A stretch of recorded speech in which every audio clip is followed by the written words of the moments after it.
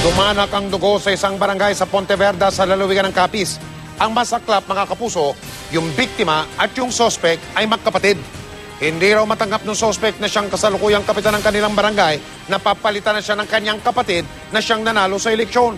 Pinatay din naman noon ng sospek ang dalawa pa niyang kapatid na babae. Nakatutok si Ian Cruz. Hindi na makakaupo sa kanyang pwesto bilang bagong kapitan ng Barangay Manapao sa Pontevedra, Capiz, si Ramon Arcenas. Ilang oras lang matapos manalo, pinagbabaril siya at kanyang dalawa pang kapatid sa kanilang bahay kaninang madaling araw. Lahat sila patay. Ang suspect, ang kanila mismong kapatid at incumbent barangay captain na si Manuel Arcenas. Nasaksihan ng isang pamangkin ang nangyaring krimen. May pumutok, tapos pagputok, alam ko na talagang binaril ang tito ko. Paglingon ko, nandiyan na siya, yung namamaril, yung tito ko namamaril, tapos tinutukan niya ako, sabi niya, isa ka pa, kasama ka pa. Tapos nagmakaawa ako, naglumuhod ako. Nasa huling termino na bilang punong barangay si Manuel, kaya ang anak niyang babae, kumandidato pero natalo. Hinala ng pulisya, hindi matanggap ng suspect na ang kapatid niya ang hahalili sa kanyang pwesto at hindi ang kanyang anak. Isa pang titinang motibo, ang agawan sa ari-arian ng magkakapatid.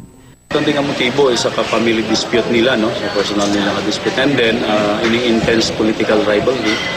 Patuloy na pinaghahanap ng pulisya ang suspect, si DLG Secretary Marojas, na dismaya sa pangyayaring ito sa kanyang home province na Capiz.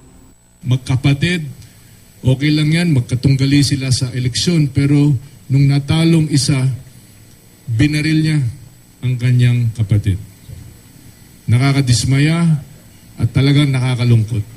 Sa ngayon, umabot na sa 25 ang napatay sa loob ng election period, habang halos 50 na italang insidente na inaalam pa kung may kinalaman sa politika ngayong eleksyon.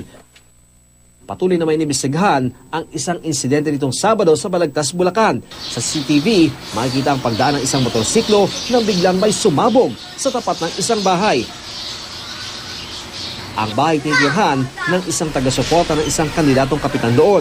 Sa inisyal na investigasyon, isang granada umano ang sumabog.